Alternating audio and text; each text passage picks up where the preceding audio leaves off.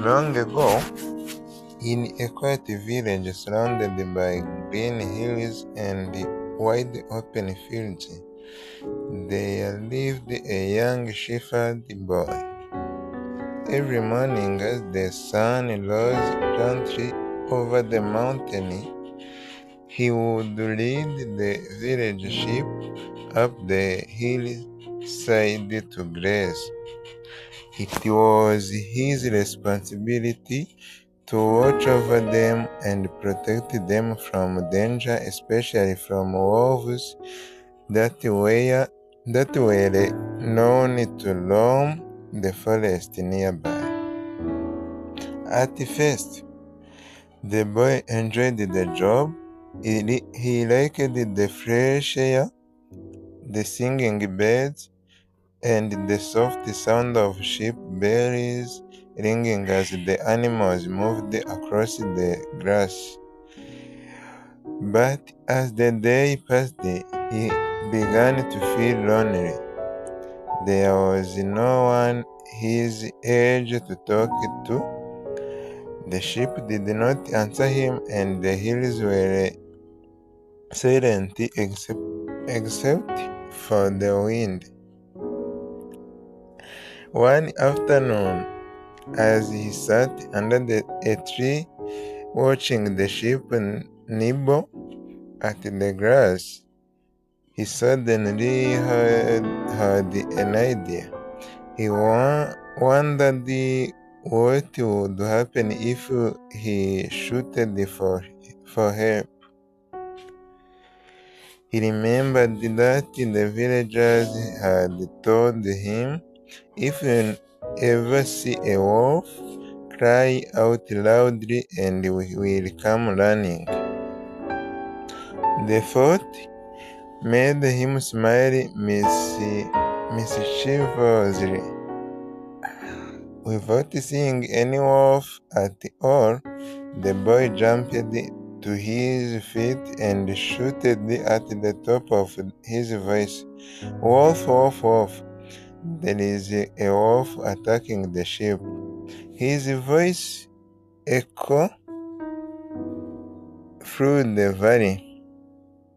In the village below, the farmers dropped their tools. The women left their cooking fire.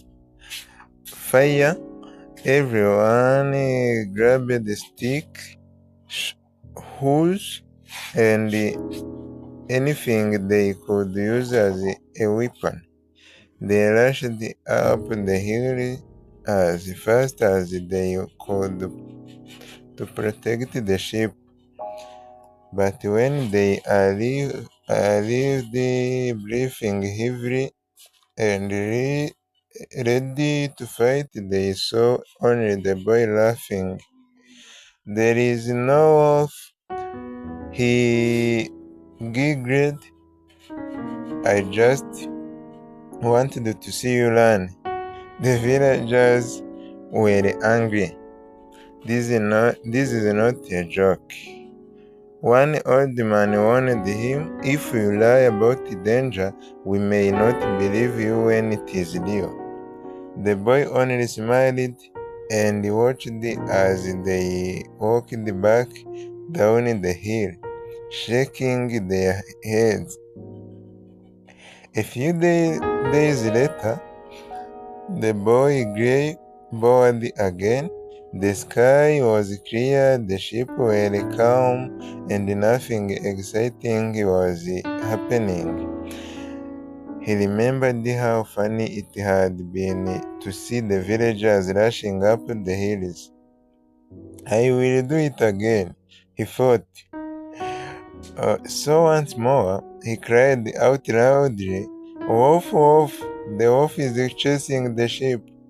Again the villagers heard him, though some hesitated.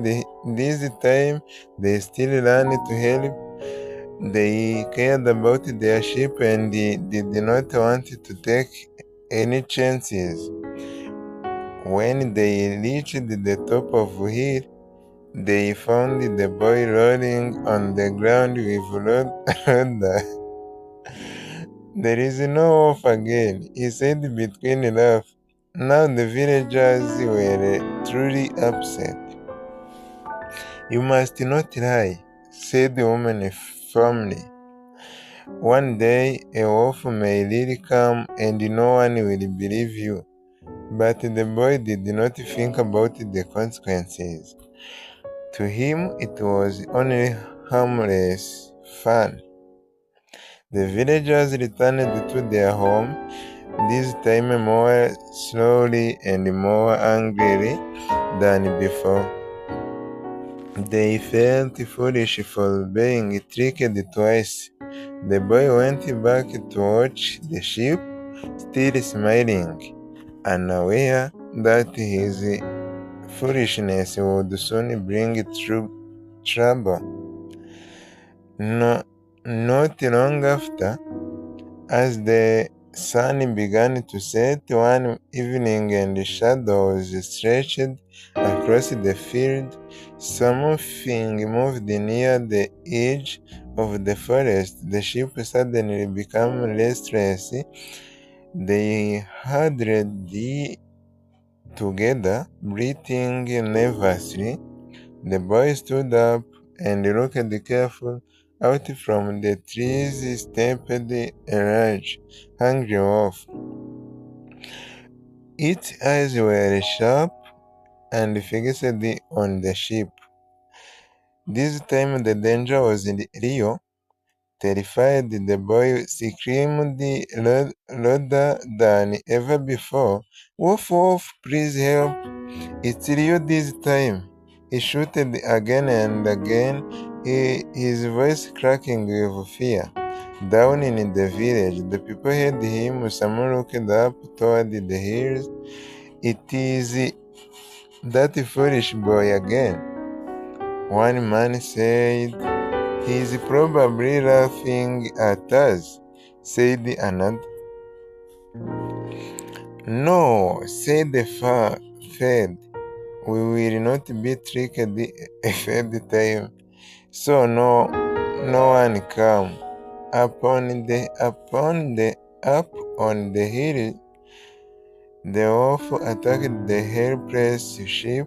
The boy tried to chase it away, but he was too small and too afraid. The wolf scattered the flock and carried one sheep into the forest. When the villagers finally went to check later that night, they found the boy crying. I was telling the truth, he sobbed. There really was a wolf, but it was too late. The damage had been done. From the day on,